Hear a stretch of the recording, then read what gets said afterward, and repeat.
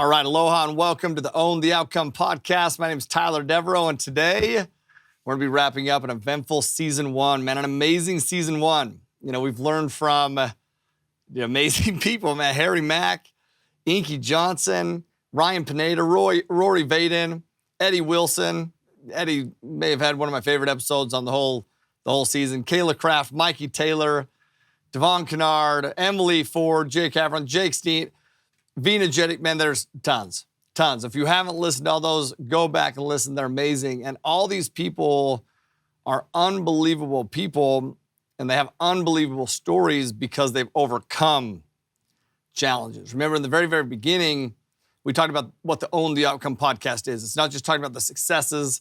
It's about talking about the failures, the struggles. And these people have amazing stories because they've overcome challenges. They haven't avoided challenges. They've overcome them. They've owned their own outcome. Once again, podcast is called Own the Outcome, and they have shown you how to own your own outcome. And I know you've seen that, man. So first off, it's on my mind. Huge shout out to all of y'all who have left reviews. I love seeing the reviews. It lights me up. A couple that I saw today, Corey Murphy, appreciate your review, man. You said that the podcast is a wealth of knowledge, and I appreciate that coming from you. You know, Corey was in our office here just a couple weeks ago at a mastermind that we did, and he's a wealth of knowledge, man, and I'm grateful for you. And then Dr. T. Karima, I'm pretty sure that's how it's pronounced. You said that you listened to every single episode, which it's humbling, man. I'm very, very grateful for that, so thank you. Thank you. And listen, my actionable, my shout out to you, leave a review, share the podcast. Like, that's how we grow, but it's also, I love getting your feedback on there and knowing what is resonating. And I know that the guests on the podcast come to look and see, did their episode resonate with you? I would love to see which guests are resonating with you, because this podcast is about you and helping you own, once again, your own outcome. So thank you for leaving reviews, sharing, all those, subscribing, listening, all those things, man. I'm very grateful.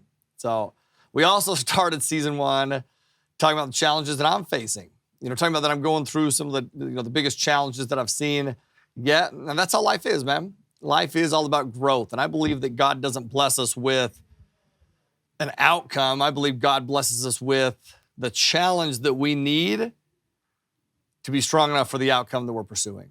It's just what I believe. And I refuse to believe anything different, because we're going to have challenges. And the whole point is, man, to run right through them. So some of the things that we talked about my partner leaving. And it's been disruptive. It's been a disruptive process. Any buyout process is disruptive. But man, when I started, the podcast, when we started this first of the year, that was the beginning stages of it. And I knew that it would be challenging. I don't think that I really knew. I don't think you ever really know. You don't really ever know what's coming down the pipeline or what those challenges are. But I will tell you that every one of those challenges are an opportunity for you to level up and grow. And that's what's happened. I've learned more about business, more about myself over the past, however many months, it's been 10 months or so, than, man, I ever knew before. I mean, multiplied, double whatever I knew before. It's been amazing. Moved my family here to Orlando, which was a challenge in and of itself, to move away from Maui, the place that, my family is meant to live, that we are meant to live. Be here in Orlando. And I love Orlando. Like, I'll tell you that I love Orlando. I love being here in office. I love being with my team members in office. There's so much purpose here for me while I'm here.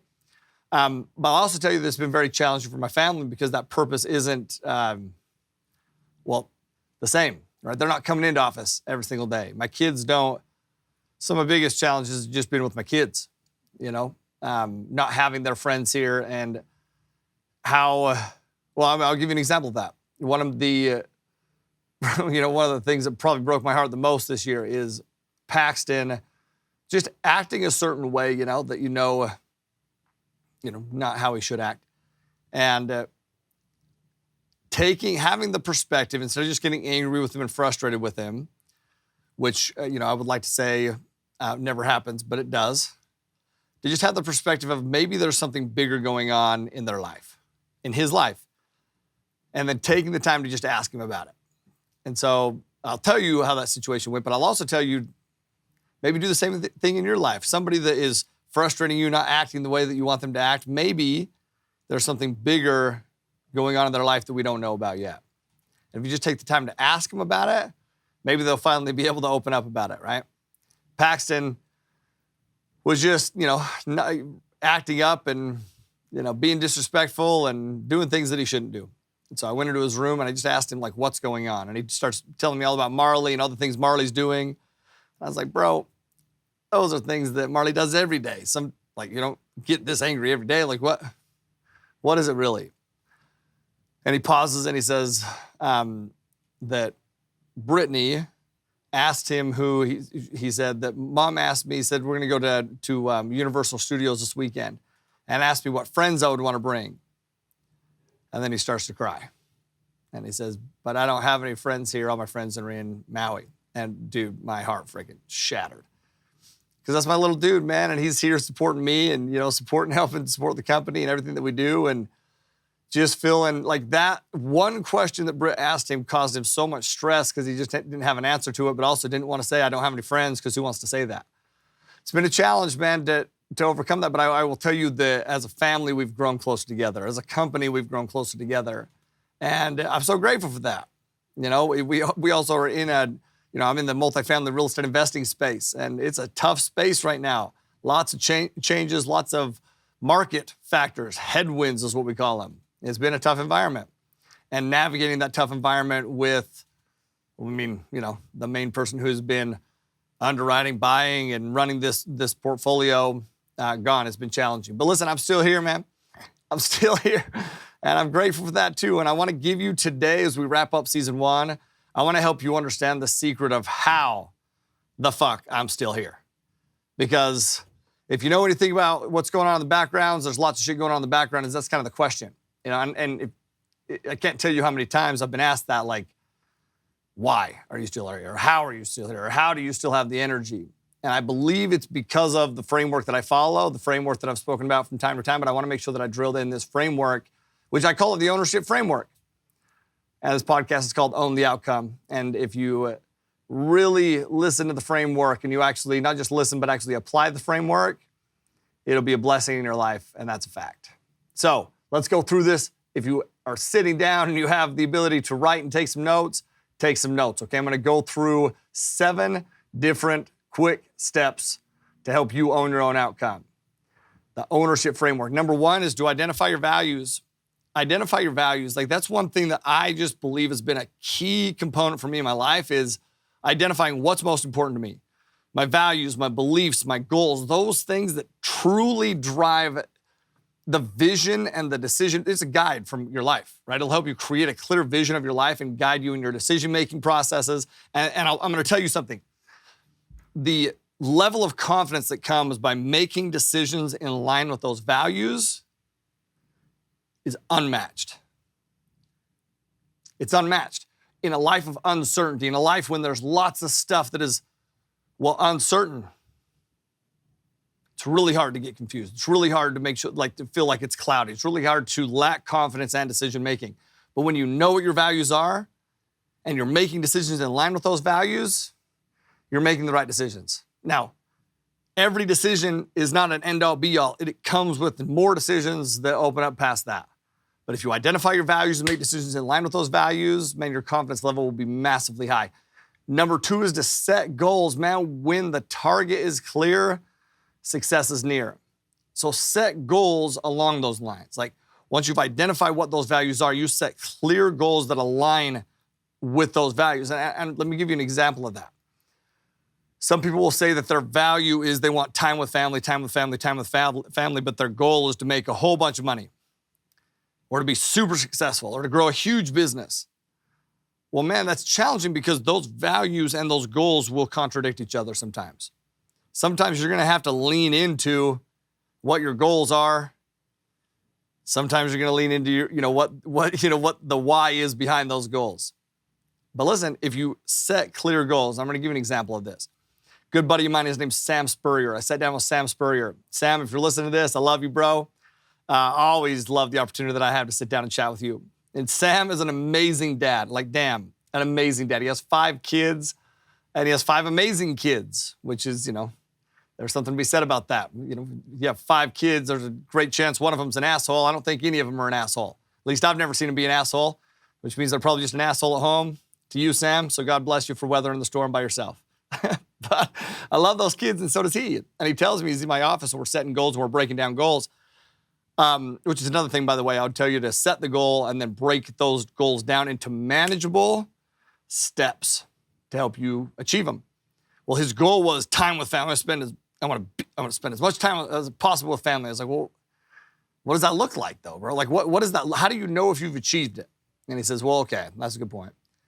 You know, I want to be at every single game. And I go, you got 5 kids, bro. Every game, is that even possible? Like, do they sometimes play games, have games at the, like, sporting events at the same time? He's like, well, yeah. I'm like, so you're setting yourself up for failure. Can you actually be at every single game? He's like, well, no. I'm like, okay, so what else? Okay, you know what, man? One of the times I feel like I connect with them the most is when I put them to bed. My goal, I'm gonna put them to bed every night. You're gonna put 5 kids to bed. No, you're not, dude. 5 kids to bed every single night. What you're gonna do is you're gonna rush every single one of them. You're gonna, no, you're not.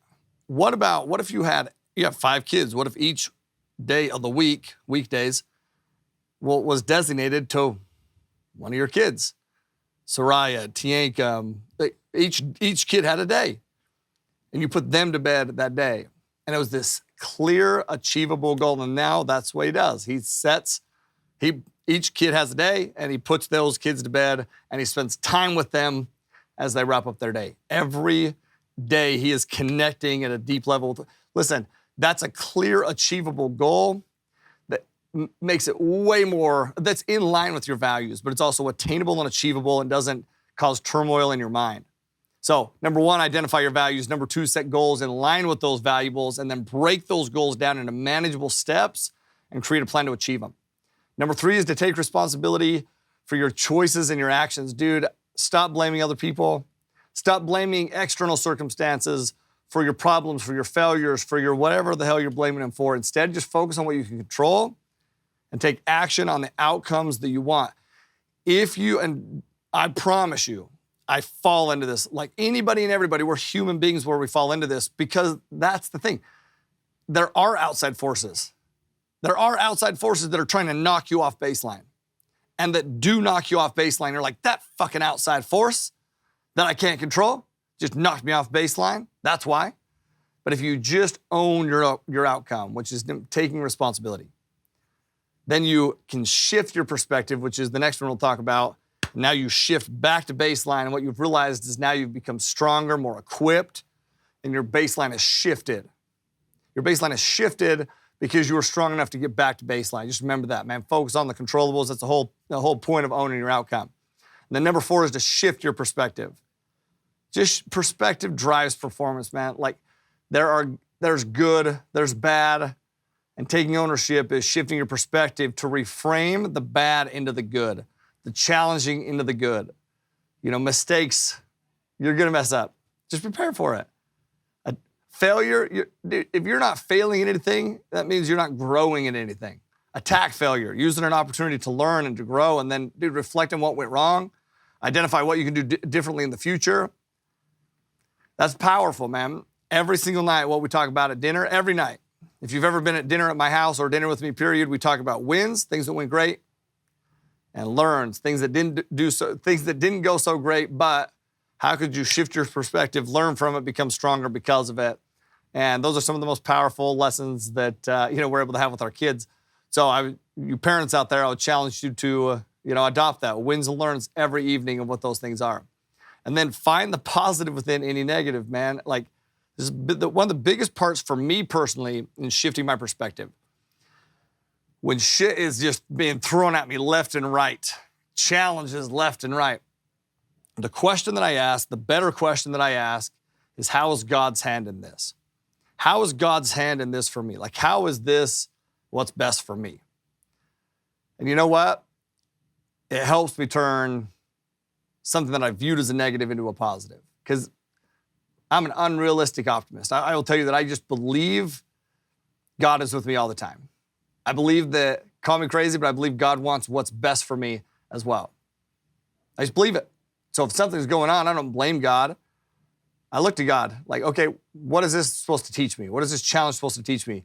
And man, it's preparation. You know, Inky Johnson, one of the interviews that I did on here, he said it's not punishment, it's preparation for a bigger, better future. I love Ink as well, and I love that perspective that he has. Number 5 is to be proactive. Quit waiting for shit to happen, man. Be proactive. Take action. Create the life that you want. Like, identify the things that are holding you back and develop a plan to overcome those things. Be proactive. Number 6 is to take care of yourself. You know, taking ownership of your life also means taking care of yourself. Brittany was telling me, well, we've talked about this regularly, but Britt has mentioned to me multiple times through this whole journey. Of the last 10 months. Like, it's been a pretty crazy 10 months. And she's like, man, you've been blessed with energy. And it's because, well, number 1, I believe God has blessed me with energy. But number 2, I also believe it's because I default to healthy habits, to exercise, to meditation, to spending time with those that I love, those who, I